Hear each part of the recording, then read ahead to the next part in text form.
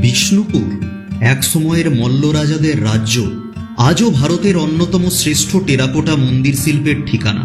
এই শহরে স্থাপত্য কেবল ধর্মীয় উৎসর্গ নয়, এটি শিল্পের ভাষা।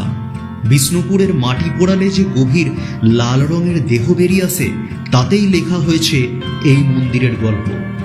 এই প্রাচীন রাজ্যের হৃদয়ে আজও দাঁড়িয়ে আছে এক নীরব কিন্তু মহিমান্বিত প্রবেশদ্বার, গড় দরজা। সম্পূর্ণ লোহার তৈরি এই কামান ছিল তৎকালীন যুগের এক অসাধারণ প্রযুক্তিগত কীর্তি, যখন ধাতুবিদ্যা এখনো বিকাশমান। এটি ছিল এক দুর্গনগর, বিশাল প্রাচীর, খাল আর যোদ্ধাদের দ্বারা সুরক্ষিত এক শক্তিশালী রাজধানী।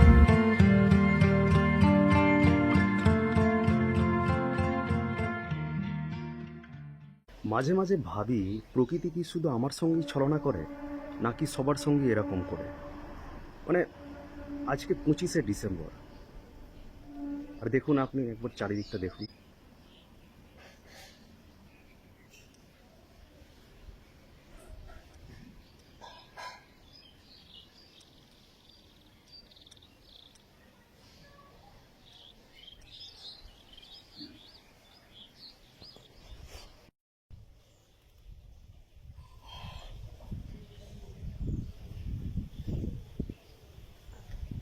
মানে আজকের দিনে কোথায় সকালবেলায় সূর্য উঠবে, ঝলমলে আকাশ থাকবে, কিন্তু ঠান্ডা থাকবে, কোনো অসুবিধা নেই, তবে তো মজা হবে, সবাই ফিস্টি ফিস্টি করবে আজকে এরকম ওয়েদারে। কিন্তু তবুও কোনো অসুবিধা নেই, আমি একাই আছি, তো বিষ্ণুপুর যাচ্ছি এখন। তো বেরোবো ভেবেছিলাম 6টা, এখন অলরেডি 7টা বাজতে চলে এসেছে। তো চলুন, রাস্তায় দেখা হচ্ছে।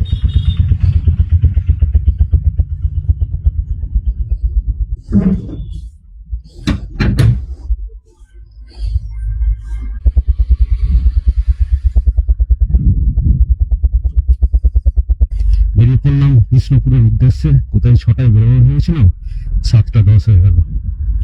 দেখা যাক কতক্ষণে পৌঁছানো যায়। কিছু বছর ধরে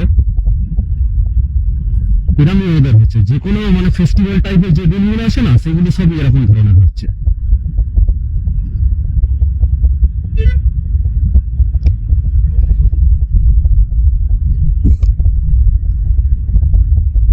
ঠান্ডা সেইভাবে নেই তো, এই রাস্তা এখন এত নরম হয়ে গেছে, রাস্তার অবস্থা দেখুন, এখন নাক খিচে আছে।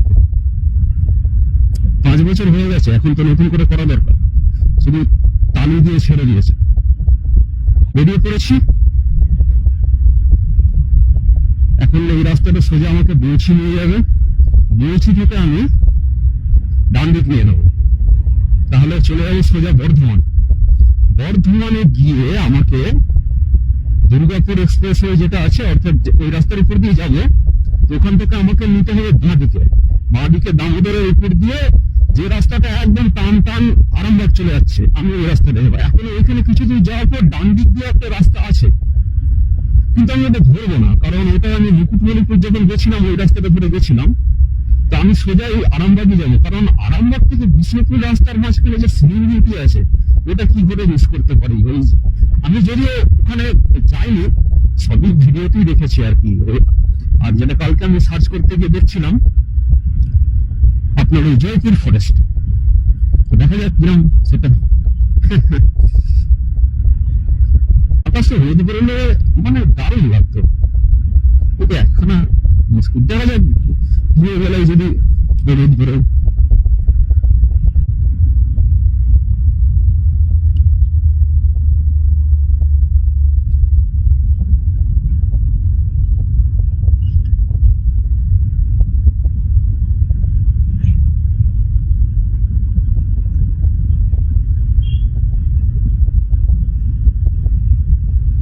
দেখুন, ওই পোল্ট্রি ফার্ম থেকে এখন ওই মুরগিগুলোকে নিয়ে চললাম।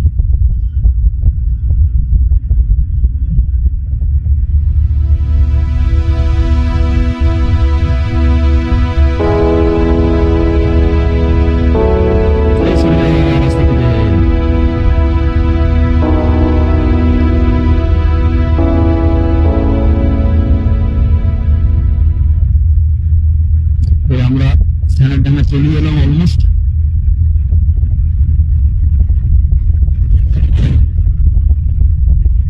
দেখো ছুটির বাড়িতে বসতে কি লাভ কি? সে একই জিন্দগি, একই জীবন।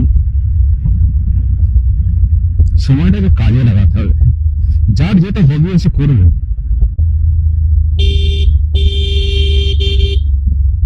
এটা একটা খতরনাক টান, একদম দেখা যায় না পুরো। এগুলোকে বলা হয় ব্লাইন্ড টান।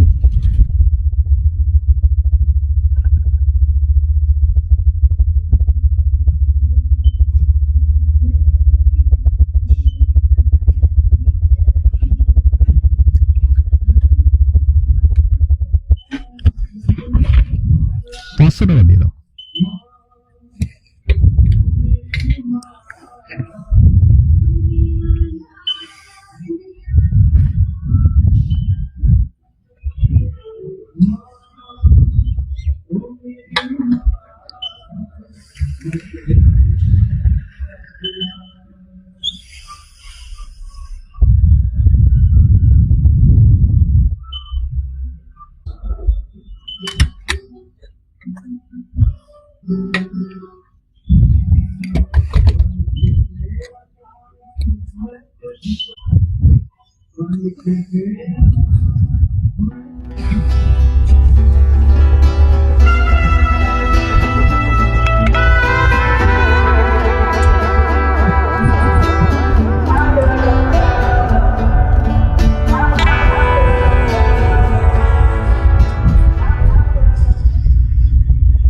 এতটা জার্নির পর একটুখানি মনটা শান্ত হলো।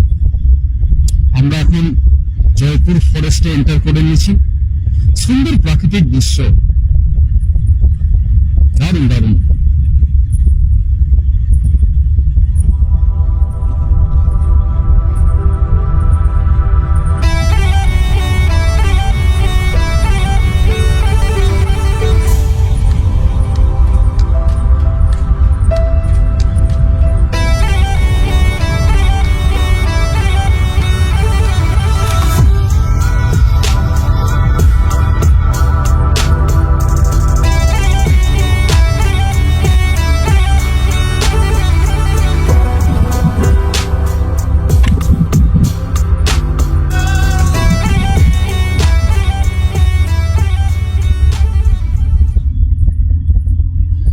পুরো রাস্তা এরকম থাকবে তবে না মজা।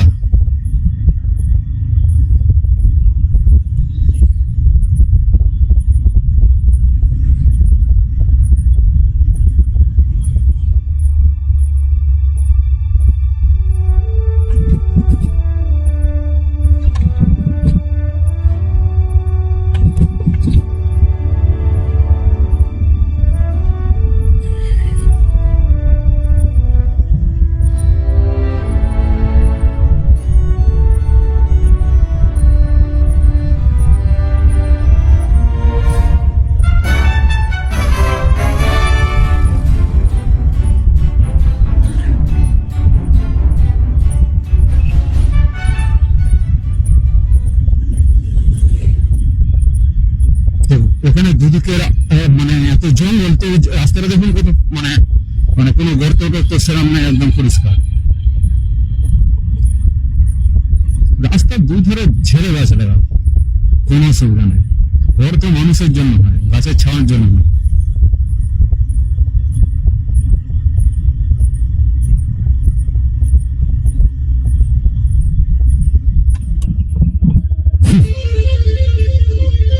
বাসে বাম্পার টাম্পার কিছু মানে না।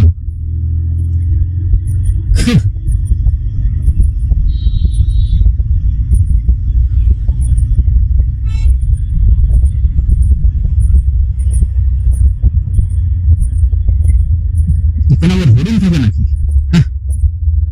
কচু থাকে।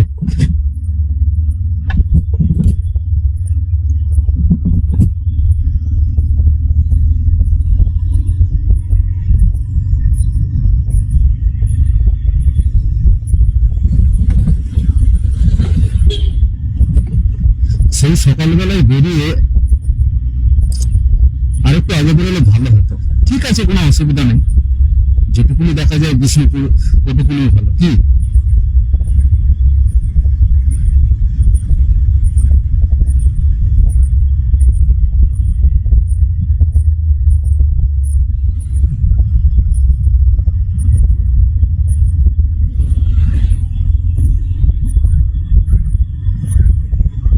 এরকম প্রকৃতি কত ভালো লাগে, তাই না? ওই ইট পাথরের আর ইট হ্যাঁ মানে ইট সিমেন্ট বালির মানে আর কি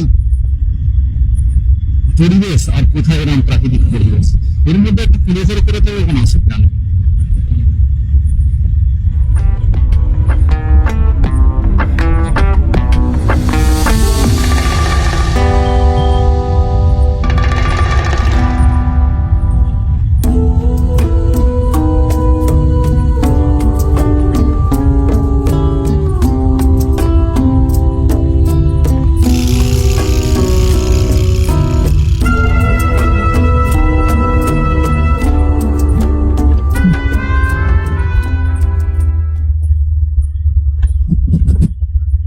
হাতির ছবি, হাতি যায় নাকি এখানে?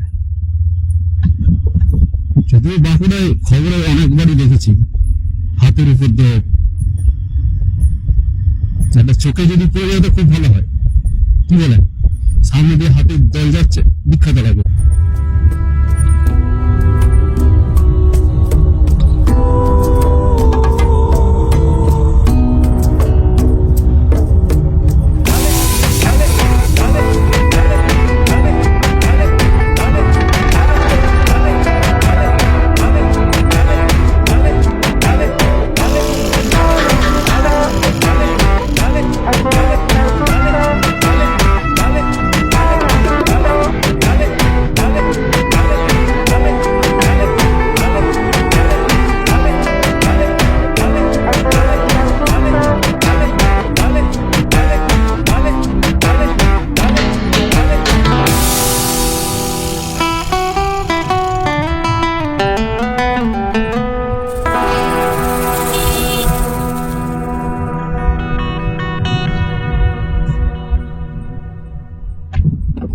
আমাদের ঠিকানা রামানুজনগর, জগন্নাথ, বিষ্ণুপুর, বাঁকুড়া।